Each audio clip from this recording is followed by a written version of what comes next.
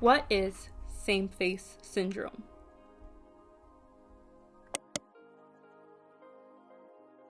Same-face syndrome has typically been described as when an artist draws the same face for every character or every time they're trying to depict somebody. So they would draw this, and then they would draw the same face, trying to depict another character, over and over and over again. Here I have 4 examples of me using the same face of my character Chloe to draw 4 different people.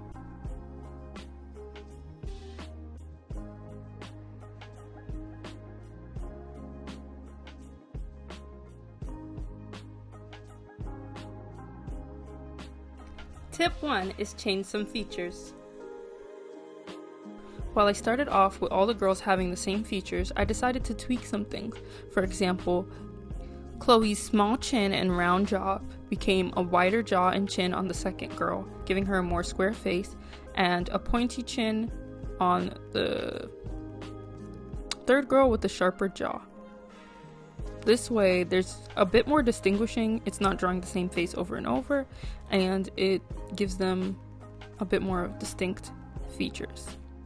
Then I went in and changed the eyes. I feel as though I don't have a lot of experience drawing different eyes, but I think I did a good job here with the second girl having more intense eyes and the next girl having wider, bigger eyes, and the last girl having slanted eyes. Nostrils are a good way to change things too. I made sure the second girl had a flat nose and a shorter bridge. Changing the nose bridge and the proximity to the mouth is also a really good thing to do. The next girl has a crooked nose bridge and a small nose, and the last girl has more nostrils that you can see. I thought that was a good thing to do because it changes the nose. Like, you can have the same nose but then have bigger nostrils. And the last thing I did was change the mouth. You can see the second girl has bigger lips, smaller lips, and they're more spaced out from the head. And the last one, she just has a different mouth. Yeah.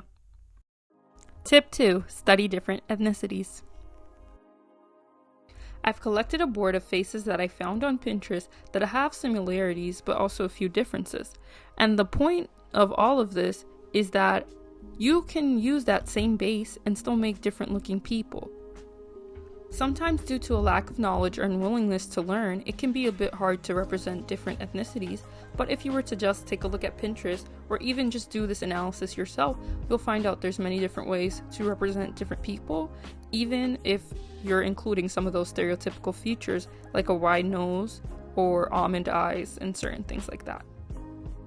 I even did some studies here myself to see if I could improve upon my skills representing different ethnicities.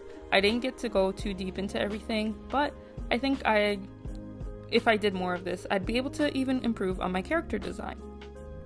Tip 3, sometimes same is good. For our first example of same is good, we are going to be talking about the Hemsworth brothers. There's 3 of them, and 2 of them look similar, and then one of them, you can tell he's related, but he doesn't look exactly like them. Doing this analysis was pretty fun because, as I said, they all look similar, but 2 of them look the same, and it's just because they have the same face shape. Like, I'm sure if I were to go in and edit Luke's face to have the same face shape as them, they would all end up looking the same, but I won't do that because I'm too scared of what the results would look like. But yeah, and Liam and Luke have the same chin, and then that helps you see the resemblance a little bit more, and Luke also has different eyes, so that's something that changes it a little bit. I'm sure if you saw like their parents, you would be able to see the exact combination of how they came out that way.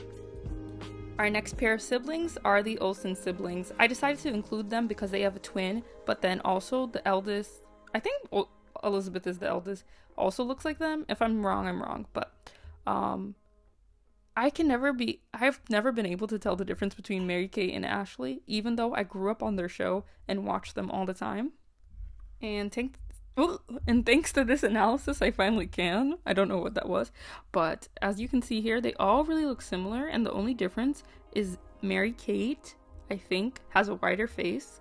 So it's kind of interesting to see how siblings are created.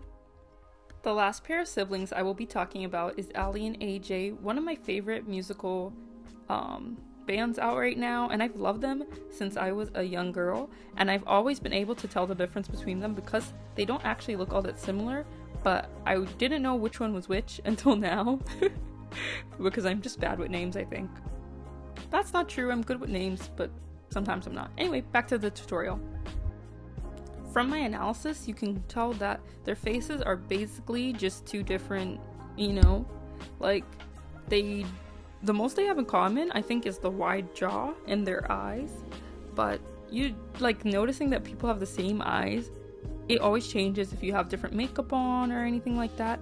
But I'm like, oh, I can see how I can apply this to my art.